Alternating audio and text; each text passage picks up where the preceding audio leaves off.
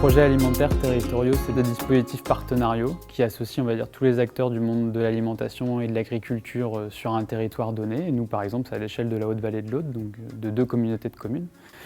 Et l'idée, c'est que ces acteurs ils s'assoient autour de la table et qu'ils discutent et programment les actions pour améliorer la qualité de l'alimentation et de l'agriculture sur leur territoire. Le territoire de la Haute-Vallée est quand même un territoire où il y a une assez forte précarité. Donc il y a d'assez forts enjeux en termes d'accès à l'alimentation, de qualité et d'alimentation locale pour tout le monde. Et donc en relation avec le projet alimentaire territorial, on a été contacté par la Fédération départementale d'Écuma pour participer au projet Catalyseur. Il y a plusieurs types de projets. On a d'abord l'Acuma du petit plateau de Sceaux qui a pu se diversifier un peu mieux, qui a investi sur du matériel pour développer sa partie maraîchage. Il y a du lien qui s'est fait avec la banque alimentaire à pouvoir comment certains de ces produits pouvaient être mis à disposition de la banque alimentaire. Il y a aussi les surplus invendus qui sont aujourd'hui transformés par une coopérative locale pour être mis en concert. Et puis on a aussi une épicerie solidaire autour de ces projets-là qui vient compléter le panel de nos actions.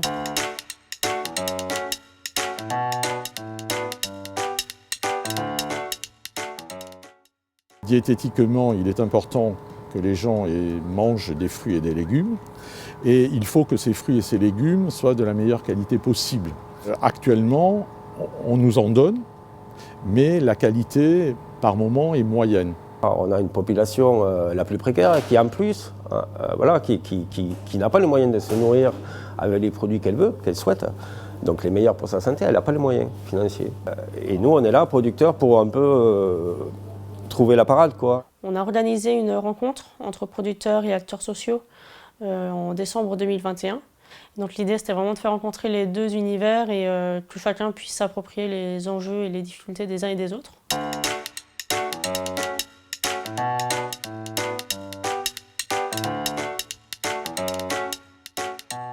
Alors il y a des gens très motivés, mais tout le monde ne l'est pas forcément au départ. Donc si on veut motiver les paysans à donner aussi leur surplus, il faut aussi qu'ils puissent vendre aussi une partie, enfin, qu'il y ait un intérêt aussi lucratif, quoi. Si j'arrivais à avoir des financements pour créer un lien permanent avec les agriculteurs dans le cadre d'achats programmés, eux, ils trouveraient leur compte puisqu'ils auraient un débouché rémunéré.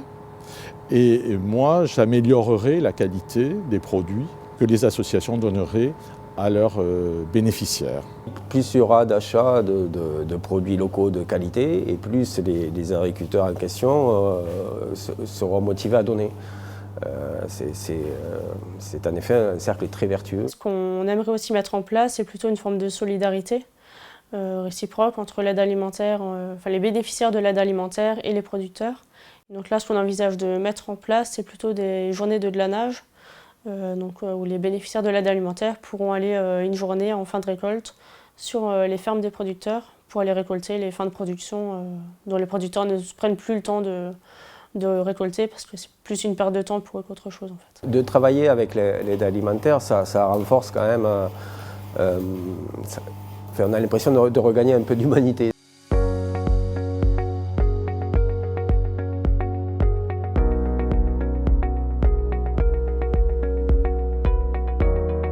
Dans le cadre du PAT, ce qu'on a aussi développé, c'est une épicerie paysanne qui s'est développée en 2020. C'est une épicerie assez classique où des consommateurs peuvent commander des produits qui sont livrés toutes les semaines. Et il y a une forme de solidarité qui s'est aussi mise en place plutôt courant 2021, donc un an après. Cette forme de solidarité, elle permet aux consommateurs lambda de faire des dons. Sur un panier de 20 €, il y a 14 € qui est pris en charge par le Secours catholique, 4 € qui est pris en charge par la maison paysanne et les 3/4, c'est environ pris par justement les dons des autres consommateurs. Et il y a encore 2 € qui restent à charge des bénéficiaires. On a tendance à penser que les personnes en précarité, en tout cas, c'est comme ça qu'on pourrait malheureusement caricaturer ces personnes-là qui seraient potentiellement pas intéressées par des produits frais, par des produits bruts, parce qu'il faut les cuisiner et autres. C'est totalement l'inverse qui s'est passé.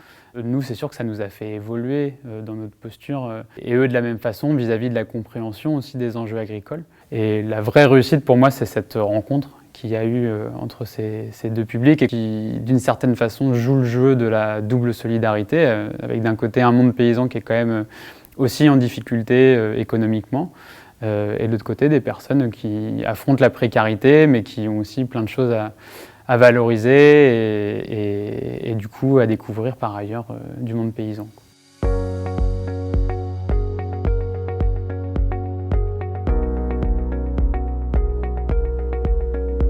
La mise en réseau aide beaucoup et c'est ce qui nous a beaucoup aidé nous au lancement de Catalyseur, c'est que la mise en réseau était déjà amorcée en fait grâce au PAT. Il faut qu'il y ait quelque chose qui soit en lien avec le territoire, avec les EPCI, avec les COMCOM, avec les collectivités, pour que, voilà, tout d'un coup, il y a tout qui se met en route et qu'on parle tous de la même voix. Voilà, il faut réfléchir à comment est-ce qu'on peut dépasser cette logique simplement de dons à l'échelle locale ou à l'échelle d'un circuit pour passer à quelque chose de territorial et une approche finalement de l'alimentation qui soit celle de l'accessibilité pour tous, quoi. Moi, je crois beaucoup à ce travail de territoire.